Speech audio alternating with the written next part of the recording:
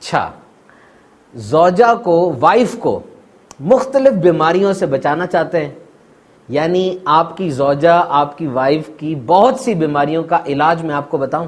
السلام علیکم۔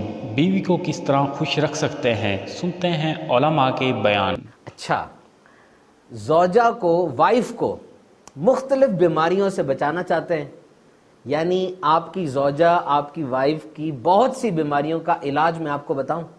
دوائی بتانے لگا ہوں آپ کو، فری آف کاسٹ۔ غور سے سنیے گا۔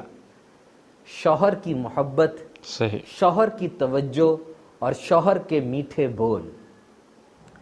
دوائی دی ہے، فرق نہیں پڑا، ڈوز بڑھا دے، زیادہ ڈوز دینا شروع کر دیں، انشاءاللہ عز و جل اللہ کے کرم سے فرق پڑ جائے گا۔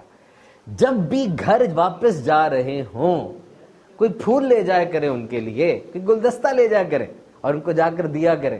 جب بھی فریج میں آئیں، اپنے لیے ٹھنڈا پانی یا شربت نکالنے کے لیے ایک گلاس اپنی زوجہ کے لیے بھی لے جائیں اور جا کر ان کو کہیں کہ بہت تھک گئی ہوں گی آپ سارے دن کے بعد، آپ کے لیے پانی لے کر آیا ہوں۔ اور جب آپ شام کو گھر آتے ہیں، ٹھیک ہے، you have a rough day, آپ کا بڑا دن ایسا گزرا ہے، آج کے دن بہت کچھ سننے کو ملا، تو یہ تو وہ سارا کچھ، but wait for a second. ایک تو یہ نا کہ اپنی کہانی شروع کر دیں، ہاں میں بتاؤں میرے ساتھ کیا ہوا، نو، ویٹ فار اے سیک، ایک منٹ رک جائیے اور ان سے پوچھئے کہ آپ کا دن کیسا گزرا۔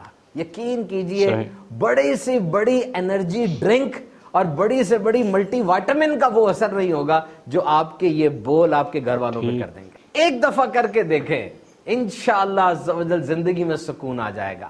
There is no concept of perfect wife and perfect husband. Try to find perfect moment.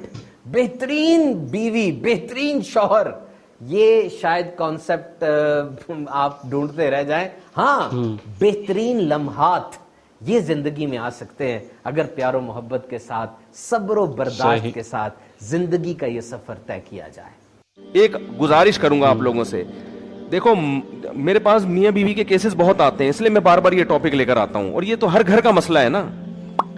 جب بیوی آپ کو بولا کرے نا آپ کے اندر یہ خرابی ہے، مرد میں گڑبڑ یہ ہوتی ہے وہ سنتا نہیں ہے۔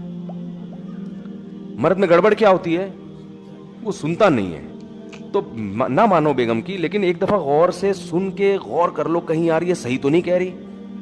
اکثر مردوں میں یہ ہوتا ہے کہ اگر بیگم نے یا سسر نے یا ساس نے داماد کو بول دیا کہ بیٹا آپ جو ہے نا یہ ذرا صحیح نہیں کر رہے، ایک دم تیش میں آ جاتا ہے۔ یہ تیش میں آنا تکبر ہے، یہ اس کی علامت ہے۔ دیکھو یہ ہو سکتا ہے کہ وہ غلط کہہ رہی ہو، ساس آپ کی، ہو سکتا ہے آپ کے سسر صاحب غلط کہہ رہے ہوں، عین ممکن ہے۔ یہ ہو سکتا ہے کہ بیگم آپ کی غلط کہہ رہی ہو، تو کہنے تو دو نا یار اس کو، سن لو یار، آرام سے سن لو، بولو اچھا غور کروں گا میں۔ عطا بن یسار کہتے کہ ایک آدمی نبی کریم کے پاس آیا، کہا اللہ کے رسول کیا اپنی بیوی کے ساتھ جھوٹ بولنے میں گناہ ہے؟ آپ نے فرمایا جھوٹ نہیں بولنا اللہ تعالیٰ جھوٹ کو پسند نہیں کرتا۔ اس نے کہا اللہ کے رسول میں جھوٹ بول کر اس سے صلح چاہتا ہوں اور اس کے نفس کو خوش کرنا چاہتا ہوں۔ آپ نے فرمایا پھر کوئی گناہ نہیں ہے۔ تو اللہ تعالیٰ جھوٹ کو پسند نہیں کرتا، یہ اس حدیث سے پتہ چلتا ہے، کیونکہ جھوٹ کبیرہ گناہ ہے۔ لیکن شوہر اور بیوی کے درمیان صلح کے لیے خواہ کوئی اور کر رہا ہو یا شوہر بیوی خود کر رہے ہو، ایسا جھوٹ بولنا جائز ہو جاتا ہے، لیکن یاد رکھیے گا صرف صلح کے لیے۔